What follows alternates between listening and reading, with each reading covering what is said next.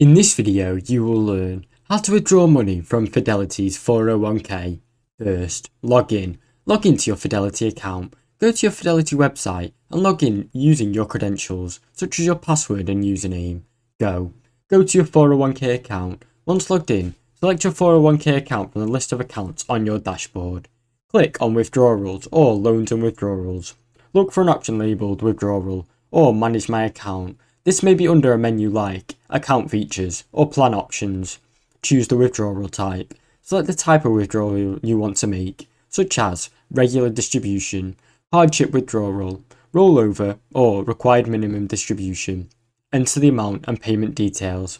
Enter the amount you wish to withdraw and how you'd like to receive it, such as bank transfer or check. You may need to verify your identity or even your banking information.